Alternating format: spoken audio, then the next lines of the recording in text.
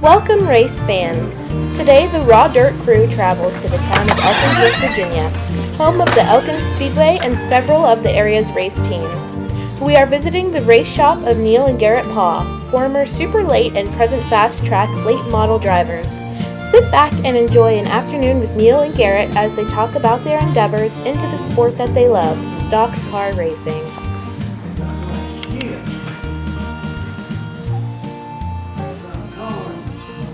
Well, race fans, welcome to another edition of Raw Dirt. My name is Jimmy Henry, along with famed West Virginia announcer Petey Secret, behind the camera, Randy Murphy, always putting in a lot of time and effort. We appreciate both of you guys being here. And of course, we can't forget where we're at. We're in Elkins, West Virginia. Lucky enough to sit down with a regional standout, Neal Paugh, and his son, Garrett. I guess you can probably figure out which is which by the father and the son. So we'll go ahead and jump right into it, Petey, if that's okay. Neal, so what's going on back in the 70s, particularly from 74 to 77, Elkins Raceway is not really on any good footing or anything. 1978 comes along, Sharon and Ron Kimball take over the track. You haven't started racing yet at that time. 1979. Yep, July 29th, 1979 actually was the first time that we have the name Neal Paugh in the record books at Elkins Raceway. Finished 12th in the feature that day in a full field. That's not bad when you consider who you have in that field. I mean, you've got Deck Defaball, you've got Chuck Harper, Rex Bartlett, and a few others. Those are some pretty big names to jump right into. So I guess the best place to start is the beginning. What got you interested in dirt track racing? Come on back. Well, Don Ware, a buddy of mine that we worked with, and he was always going out to the track and watching, and he just talked me into going one night, and we started going every week, and then I just decided I'd like to try it, so we ended up just digging out an old 65 Malibu car. And Would you like to have that now? yeah. And it was me and Don back in, and Marvin Miles was the guy that used to go to the racetrack all the time. And he worked on Eddie Pennington's cars and done the body work and stuff on them, and helped set them up years ago. And he used to help me a little bit over here in the truck shop, so he come along and we built that old 65 there in the truck shop. Like I said, it was no floor, gravel floor, and a pot-bellied stove in the corner, and it sat there, and that's where we worked on until we got her done. Well, it wasn't very long before you found success. I mean, July 29th, 1979, your first race you entered. A couple months later, you win your first feature event in only a couple months out the gate, and you liked it so much you did it again the next week. Yeah, we liked running once we got started, but on the first night out there, all I remember was seemed like there was only a turn there. There wasn't no straightaways on that racetrack, but it all come together, and we raced up year, what was left, and then we run one more year in that street stock car. On several races. Yeah, and you did a little bit of traveling back then. You know, back then there wasn't a whole lot of options. Morgantown Speedway closed in '78. Elkins had just kind of found, like I said earlier, a little better footing under the Kimballs, so they were pretty established at that point. Interstate Raceway had set closed for a while. 1980, Carl Short opens it up, and also the old Mountaineer Speedway in Lost Creek, where you won a couple heat races as well in 1980. Couple races there. Yeah, so we went from almost nothing in the area to all of a sudden, you know, racing at a lot of places. Yeah. Your rookie year, you said, you know, potbelly stove, gravel floor, probably a lot of things to learn that year. Yeah, was a lot to learn, but Marvin, he knows a lot about them race cars, and he done a lot of work on it. We worked on it every night. And seems like he could make it turn. What I needed, he can usually tell me. So you're still in the straight stocks at this point. we're gonna kind of combine things here, if that's okay. Garrett, you're hearing your dad's stories. I mean, I don't know if this is something you guys talk about a lot, or if it's really come up a whole lot. How similar was that to your first year in the mini wedges? And what year was that first year? I think it was 2004. I think it's the first year I started mini wedges. My had a buddy come one day when my mom was having a garage sale down here at her house, and he said, my boy can't run his mini wedge tonight. He said, would you be interested in doing that? And I said, well, yeah, sure. So by that point, he quit racing late models, and he was just doing it just a little here and there. And so we ran out to Elkins that night, and first time I ever sit in a mini wedge, and I couldn't reach the pedals, so they duct taped the 2x4 to my foot so that way I could even reach the pedals. Wow. So that was, I think, 2003, and I think I finished 6th that night. It was at Elkins, and so then after that race, I told my dad I wanted to start racing, and then we got us a mini wedge in 2004, and that's whenever I started full-time go-kart racing. Now, what's going through your mind when Garrett comes to you and says, I think I want to start racing? Were you surprised? I was ready to go. Yeah. Yeah, I wanted to see him race. So that's about the, so when he started, you only raced a couple years, which we'll get back to, you know, your progression to the semi-lates. Just a few years. We didn't run that much more. Okay. So, if I'm not mistaken, there was a time, I'm thinking 81, that you might not have even raced in between the street stock, but then you came back. Now I could be wrong because I couldn't see anything on the Elkins Speedway history. It was 80, I think it was 81, but now 82. We run a half a season, I think.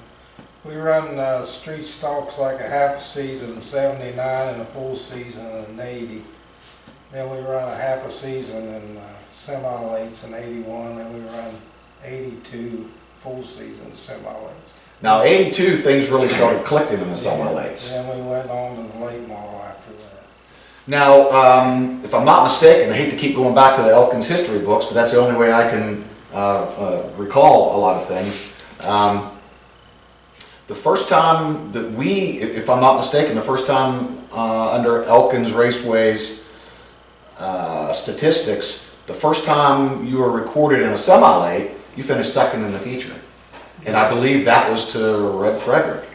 Yeah, I believe I think I read that in that book when I was reading on it.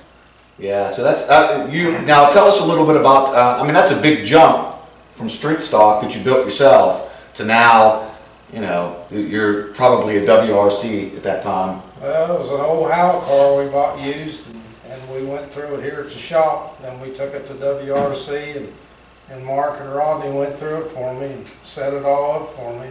Now, it was an old Howell car. Who did you get that from?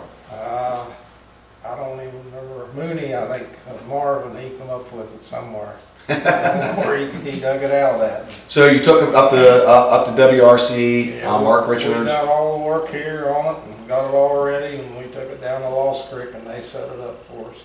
Now, did they have to do any type of updates or anything on the car, or was it pretty, at that time? It was pretty close, because I talked to them what to do to it before I took it down there, and we got it pretty much. And I think the first or second week we had it out, I was leading the heat race, and Red Fredericks passed me on the last lap to win that race. That's pretty good company to keep, even though it still sucks finishing second, especially that way. But I mean, there's heavy hitters here every week. When you made the jump to semi-lates, I mean, you still got Deck Defaball, Red Frederick, of course. Bood Lodge is behind the wheel of Paul Wilmoth's B1. I mean, that's, and you get Jim Adams coming in too from Cambridge, Ohio. I'd run a night or two there with LJ. You have to Garrett now. You've got your dad. He's all behind. He's willing to get things rolling for you.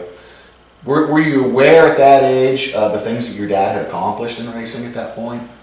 Yeah, I've not fully, but I've heard stories over the years from my Uncle Brian and Clyde. They can tell you just like it was yesterday some of the stories of back when he raced, and I enjoyed hearing them a lot just because racing. Whenever I started was it's transitioned throughout the years. Sure has. So I like hearing how the things were back then when they started racing, and it seemed like it was a lot of fun back then. And I kind of sad sometimes. I wish I would have been back then when I could see it. Well, as old people say, those were the good old days, but they really were. I mean, back then, especially at Elkins, there were people, there'd be 6, 7 campers there every night camping out at Elkins Raceway, and people just kind of hung out a little bit more. I think open trailers helped in not having 20 divisions every night to where you're there till 1 o'clock in the morning. Yeah. So people were more pressed for time, but yeah, it was a lot of fun back then for sure. Yeah. So you had got the old Hal car. Now you're wanting to keep up a little bit better, probably keep your equipment fresh and more competitive. What was the next move after the Hal car? We bought that Emmanuel Sabacus car to run late model with. And we bought it up there off of like Speedy Hayes, they called him. And it had a lot of wins on the stickers on it when we brought it home. So what does that make you feel when you're, so now there's really no excuses? We know the car can win. We felt we had a good car that had all the stickers on it. Well, when you get something off of Ron Speedy Hayes and Sam Nally's racking up some of those stickers, the future win stickers, that's probably a little intimidating. Yeah, it was. So we just went through it a little bit and started going racing. I mean, we loved it. Now, at this point, were you still in semi-lates? No, we quit the semi-lates. We ran a season and a half in the street stock and a season and a half in the semi-lates, and we went to the late model. Wow, it seemed like you were in the semi-lates longer than that. Wow. I guess, again, that's what old people do, is start thinking about this stuff. Neal, your program was pretty good back in the early 80s with the Zavakis car, definitely, and you were with WRC after that. Your motor program never was where you wanted it to be. I know you wanted to travel and jump in, and the motor program couldn't catch the car program. It seemed like you were a working man in the logging industry, and it was tough to do both. But you had some pretty good motors, but they were always second hand, weren't they? Yeah, they was always built here at the shop, and the first engine that we actually had was H&E we bought off of Dick Armstrong that he had freshened, and he'd run it 1 year, then we bought it, and that's what we put in that late model car. We never did have actually a brand new car and a brand new motor at the same time. Couldn't combine them together. Couldn't combine them together. The money, the checkbook just wouldn't balance, yeah. No, when you done most of it yourself. Yes. You did some traveling though. You went with the Star Circuits quite a bit in the 80s. We run some star races there. We run Brownstown. We run Junction City, Kentucky, and Zanesville, Ohio, and Motor Dome. We run a lot of different racetracks. Skyline. Describe. We'd blow a motor on Friday night, and Saturday morning we'd be putting one together over here to try to run Saturday night Elkins, and we just make it for the heat racing time a lot of times. So we blow all them old motors up trying to make them run. You know, father and son combinations, there's a few of them, Jimmy, around this area, some great father and son combinations. Your son involved now, like Jimmy was speaking out, and it's hard to explain, and of course him growing up in a racing family, that racing is a different sport. It's not like softball, basketball, baseball. Everyone doesn't play on an even field, and I know you and Garrett work together and try to get the best, but it's tough, isn't it? He's running the crate division, done quite well with it, but you have to go what you can afford, isn't it? Yeah, when you're running the dirt cars, it's you in that car making that thing happen. And when you're playing ball and everything, you got the whole team. This here, you're making yourself look good when you're racing. I mean, you got to do it yourself. Exactly. You're not on an even. Everybody doesn't have the same equipment. They're not playing with the same ball. They're not playing with the same hoop. It's completely different, and that's. I'm sure you had to tell Garrett a number of times. Garrett, you're doing great. We've got a 4th place car here, and you drove it to 3rd. That's good, and it's hard. It's hard for the young drivers to understand that. The equipment is not the same. Yeah, when you have a good night, you know you put a lot of effort into it Yes. to outrun some of the cars that's out here today, because they're all got good equipment. There's no junk cars anymore out here. You know, Garrett, you had to learn real quick. I think it's your first or second year you destroyed a car, and that had to teach you a lot. I'm sure when the car went down to get fixed and back, you had to say maybe that right foot and the left foot needs to go on the brake a little bit more, or a situation that I can't run the way I want to run sometimes. Was that a good lesson to you? Yeah, it was a good experience too, and especially for the cost wise, because it took us, my first car, it took us 2 years to build it, just because just buying parts here and there, because it's hard to come by whenever you're trying to do it yourself. And but after I tore it up that night, I knew I better change something, because I'll be short-lived in this business. Exactly. So you were talking how racing is different from other sports. Dirt racing, to me, what makes it so appealing is it's a great combination of driver and technology and innovation anymore. Garrett, you probably look at some of these older race cars and it's got weight jacks or whatever, and you're like, no 4-bar, no J-bar, no nothing, and they scaled cars rather than spring smashers. How important is it now, in your opinion, to stay on top of things like that, even at a local level? Oh, it's very important. I mean, you got people that you race against. It never hurts to know somebody. There's a lot of people out there that know people that's especially local guys that some of them have the best equipment you can buy, and even though the guys that are just starting, they're starting out with the good stuff, and they know people, and you just talk to others. And with these cars now, there's about a baseline that everybody starts with, and it's more challenging now because you have to try to figure out what that little bit of edge is compared to some of these other guys, and a lot of it's just communication with the people that that have experience from the old days, because sometimes asking the older generation, whenever they were running, like you said, they didn't have 4 links and stuff like that, you just talk about stagger, or they might tell you just change a little bit of your front end geometry, and it'll definitely help you out. So I'd say just talking and being around people that know what they're talking about, and plus 2 that can give you experience on driving is very important. So experience on driving, you've got a dad here who got around the racetracks pretty damn well. Okay, so you can't listen to this, Neal. This is just between you and me, and who knows how hard, be honest, how hard is your dad on you after you pull in the pits? Sometimes he's pretty hard on me. Other times he's not too bad. I mean, if we run pretty good, then he's fine. But if I cause myself a wreck or get in a wreck or anything, and he tells me about it for sure. But then I know too that I needed to change a couple things, or I could have done some stuff different. But I've always been better whenever somebody's been hard on me. Even whenever I was playing other sports, it's really made me pay attention and sit back and be very cautious of what I do. And actually, I'd rather somebody be hard on me and tell me good job whenever I didn't do a good job. Yeah, that's how you learn, for sure.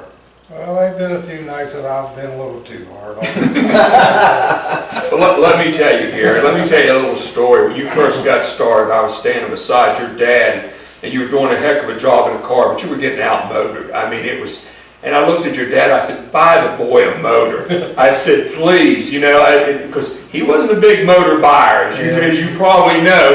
He liked the second-hand motors, so that finally he did get you a pretty good motor, and things started happening. Hate to say that about you, Neal, but That's all right. He's not arguing, so. He built the first crate car, we put a 602 in it instead of a 604. That really, we figured that out when it was wrong. exactly. Yeah, I've lost a couple of races and a couple of heat races because I got outmotored. So you're talking about getting outmotored. Now, even since you moved up into the crates, what, 2015, if I'm not mistaken? Actually, I started in 2013. I started crate racing. Wow, Just a little bit. Yeah, I figured it up the other night. I've been racing from go-karts. I've been racing about 16 or 17 years, and I'm getting ready to turn 27 in a couple of weeks. So That's a lot of years behind the wheel. So taking yourself away from all the years behind the wheel already at your age, we talked about technology a little bit and how important everything is. So much has changed since you started in the crates, especially in 2015, 2016 when Davenport had that big breakout year. That changed everything. Yeah. Now it makes it a little harder to make these small adjustments at the track because it's so easy to guess yourself right out of the ballpark over an eighth of an inch turn wrong here or there. Yep. Yeah, whenever I first started in 13, we were still scaling the race cars. You didn't have spring smashers or anything like that yet. I just started right whenever everything was getting ready to make that transition. And I done pretty good in 13 and 14, and then 15 is when I really had a breakout year. I won 6 races at Argonaut, and I won 2 at Elkins that year.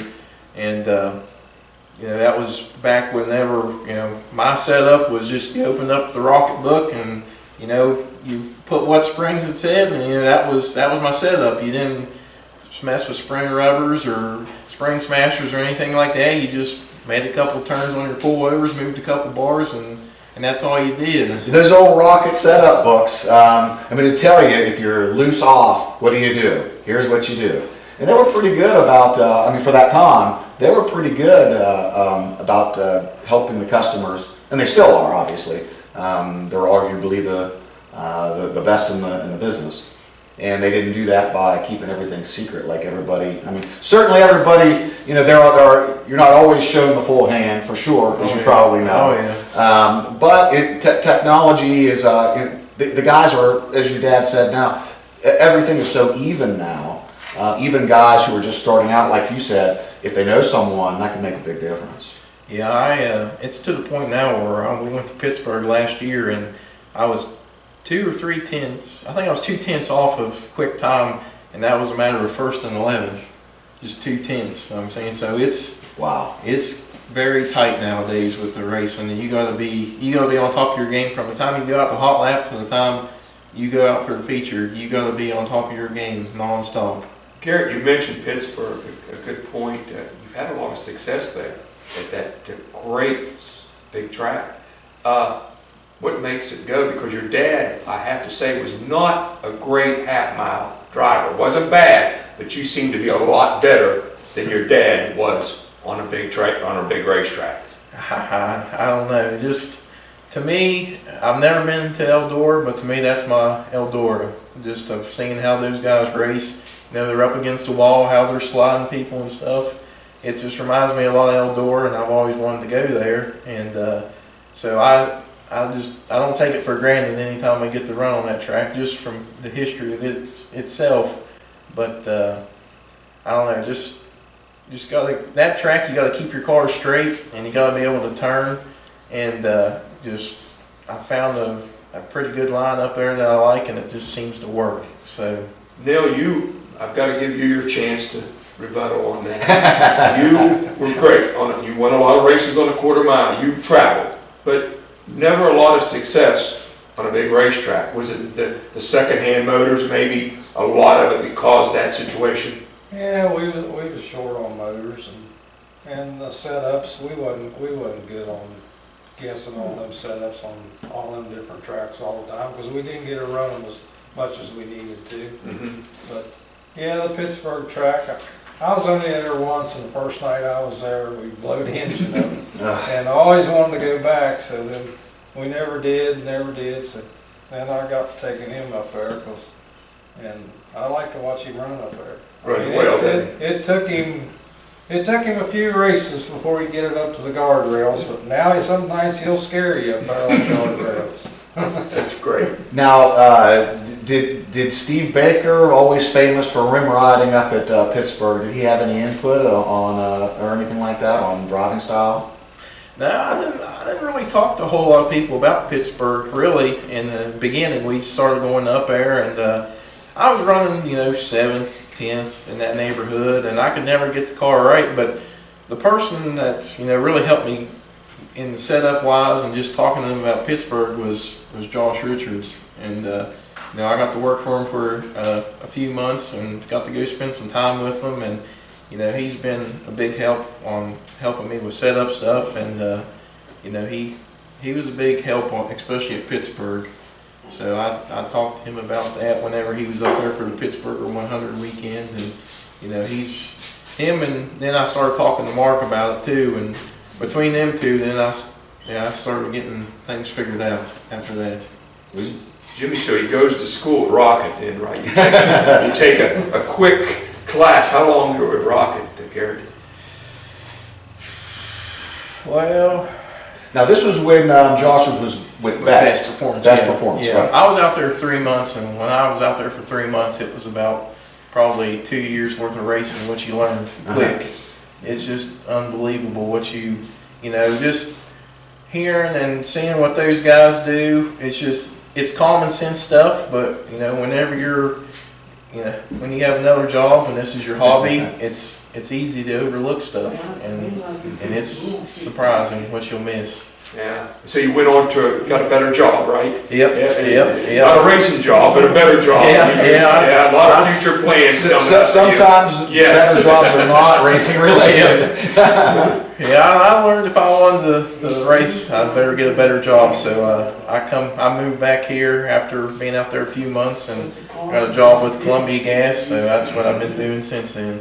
That's great. Great.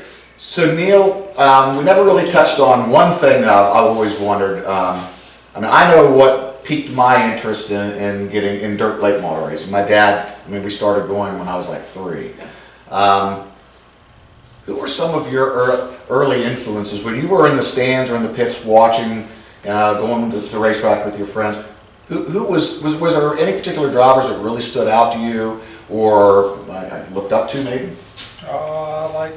I like Boot Laws because he could really get up on the wheel that thing. He could really make it go. If the car wouldn't handle, he could get it to handle. Yeah, I think we've seen Boot win a few races in cars that probably should not have been in victory lane. Yeah, I've had a couple of them. I know that. Back in, it used to get a little rough speed race to make that car go. For sure. Yeah, he was probably my favorite out of all of them. Jimmy, it's kind of sitting here, you look back how Neal's career started building his own race car and then moving up slowly into the late models. Today that's changed. People do not go to the lower classes planning on the move. They decide that this is where we're heading and we're going now. And it never was that way. You start out with a 4-cylinder street stock car and you slowly advance. Now it seems like it's not a slow advance. It's jump in and swim or drown and this deal's over, isn't it, Neal? Yeah, now you see these 16, 17-year-olds jumping in these late model cars and winning races right out of the box. Yes, that's how good them cars is, and they can It's handle amazing. And I think too along the lines now is, and I don't know how many drivers, there's an industry based around it now, but I don't know how many drivers use like the iRacing, the simulators that are so realistic. That was we were close to the technology. You could sit at home on a Wednesday night making laps at Eldora Speedway or whatever. Is that something you've been able to take advantage of, Garrett, or no? No, not really. I play some racing games, but it's all with your thumbs, and it's a lot different than this iRacing stuff now, where they have these actual, where you feel like you're sitting in a race car. You got an actual seat, steering wheel, pedals, and all that stuff. So it was pretty much just try to teach myself and learn. You know, Jimmy, father and son here, we're talking about the way you start now in late model or racing and spend the money and take the gamble, roll the dice. You talk about what you just talked about with Garrett. Also now is the way you used to haul into the races. You know, that your first truck and trailer to the races, and how it's changed now. That everyone now, look what your son has. Yeah. to what you started off with, and here's, you know, and it took you, what, 30 years to get where you were, and how quick things move now, doesn't it, Neal? Doesn't it?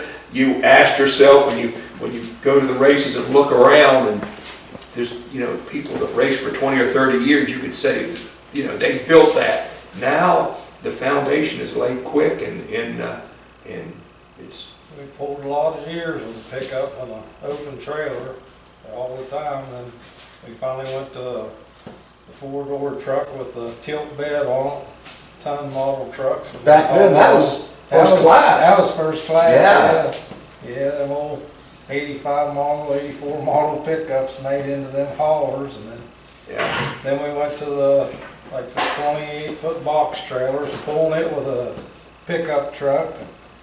Then we started, and then we just kept moving up to bigger to get to toter home. Yeah, I never had nothing like that when Garrett's got a toter home and a fifth-wheel trailer now. 2 cars. It's changed, hasn't it? My goodness gracious, yeah. But that's the way it is. That's the way it is today. And Neal was right there at I will call it the borderline. You know, Ed Howell pushed things quite a bit in technology. You know, C.J. Rayburn. I mean, that was a huge leap in technology, if you want to call it that back then, or maybe an idea. You didn't really have that benefit of buying your equipment when you first started. I mean, it's like Pete was saying. Now the foundation is laid. I mean, Garrett's talking about baseline setups. There was no such thing as that back then in the street stock days. Back in them days, I've seen Mooney cut springs off and put a jack with a nut on it, the rear end jack it up to make sure the right side lifted up an inch or 2 higher than the left first, so it'd go around the turn. And he just all kinds of tricks. Cut off some of the steering to make it steer shorter. I mean, it was just so much to it back then on that kind of stuff. Somebody had to know what they was doing. So we talked about innovation. Innovation costs money. Technology costs money. When you first started out, were things pretty tight? Oh yeah, we went to the junkyard every week and looked for old Chevy motor blocks that people junked, and we'd buy them back for junk and tear them apart to get the motor block and stuff. We went every week to the junkyard back in the street stock in semi-late days. Great days. Then we'd order pistons, and we'd send the rods out of them old motors away and have them called shop peened to make them a little stronger, and we run old cast crank shop peened. We never had them high dollar crankshafts and stuff. That's why we blowed them things up after 10 races. Kind of question for both of you.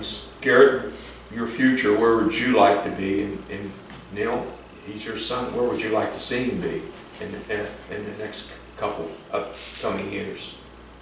Your goals. I'd like to see him be able to run a few of the Lucas Oil races or something. I'd like to be able to take him to a few of them and run a few, but I don't know that we'll ever get to because of the motor situation. But the cars we got's basically, they're good enough. It's just the motors and stuff.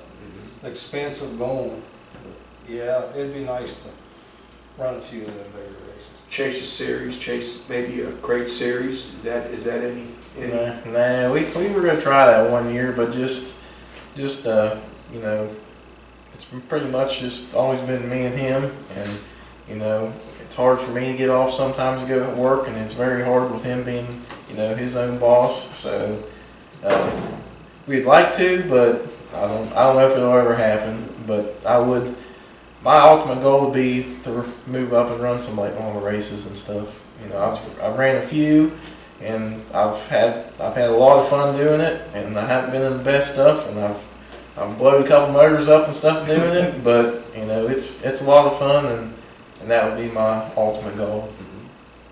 Good. Yeah, we run 3 late model races with his old crate car. Then he drove Tommy Pennington's car one night, and the motor blowed up on the last lap. Man, that's tough. That's good. But yeah, he figures out that he can turn the car a lot better when he's got that more horsepower than what these crate cars will do. That's great. That's Yeah, great. I'm a little too old school now, especially with these new people coming in the crate racing. You know, I'm more of a, you know, slow, drive straight kind of person, and these cars now, it's just run the guts out of them every lap, and it's still hard for me to even learn that now. Because when I first started, it was just those old blue front rocket cars, and you had to keep them as straight as an arrow, and you know, you couldn't, if you slipped up just a little bit, you know, that was a big mistake. But now these cars today, it's just everything makes up for it. Jimmy, here we are talking to an old driver, and we're talking to a young driver, and things have progressed so quick that they've just, in the last few years, they've really must have got changed a lot, haven't they? Listen to what you had to say.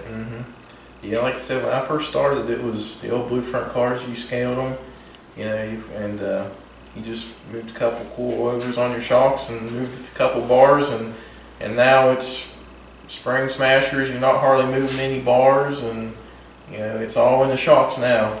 And back when I first started, you know, they had a big influence on it, but you know, you could do other things, and you can still do other things nowadays, but the shocks are the biggest That's thing. it. And just making the right calls now, because you know, if you make one small wrong adjustment, it's the difference of running top 5 to running mid to farther back.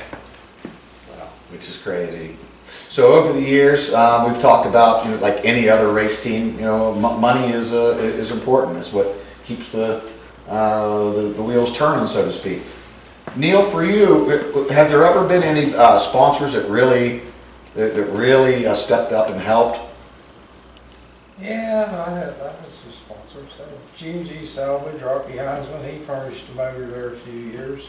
It was a Bolaw's motor. It was a good motor. I mean, it wasn't a big cubic inch motor, but yeah, we teamed up there for a few years, me and Rocky. We done pretty good. And I had Price Motor Company, Randy Price. He helped me out. Yeah. Basically, the rest of them was just small sponsors, but everything helped back then. I remember Randy McCartney telling me one time, of course, for those of you who may not know, Randy McCartney, a former racer and a longtime car owner for Red Frederick. They were winning a lot of races back then. And they said the best they could do is, for sponsors back then, if they want to feature, the sponsor would buy them a case of beer. I mean, that was how it went now. And to be able to keep up with this sport, it takes money. It just does. Yep. Garrett, you have some great help. I know that. You've got some good people standing behind you. Yeah, I got you know, Tim Seneca come on board in 2015, and he's been a big help for me over the years, and especially, you know, even setting up cars and racing. You know, when he races, you know, we can bounce ideas back and forth. So not just on the sponsorship level, just as the learning experience too. And then Mike Talbot Funeral Home, you know, he's come on since 2018, and he's helped me a lot. But you know, they've been big helps and big contributors. But the biggest one is sitting right there in that chair. You know, I couldn't do it without him or my mom. You know, they sacrifice a lot, and you know, so I can go out and do what I enjoy, and I appreciate it. But if it wasn't for them, I wouldn't be able to be sitting here. You know, Jimmy, anything else? This has been great. I just want to thank Neal and Garrett both. Yeah. I mean, I grew up watching Neal race. Even though we're pretty close to the same age, I never I enjoyed watching more than anything else. It was always a lot of fun. Don't say anything about my driving. We won't talk about that. Never claimed to be a driver. Yeah. But that was a good car, and there was a lot of fun. Yeah. So yeah, to be able to sit down and rehash some of these memories, it was a lot of fun for me. Really appreciate you both taking the time to talk to us. You know, our mission here, mine, Pete, and Randy Murphy's, we just want to preserve the history. I think it's important, and I want to pass it on to somebody. Hopefully, 20 years down the road, somebody will see this, and you'll be sitting in that chair. And, well, I probably won't be, but you'll be sitting in that chair with maybe your son or something. So I just want to say thanks for opening up your shop and spending some time with us to talk about it. Thanks, guys. Appreciate it. Another edition of Raw Dirt. We appreciate it. We'll see you next time on another edition. Thank you. Thank you.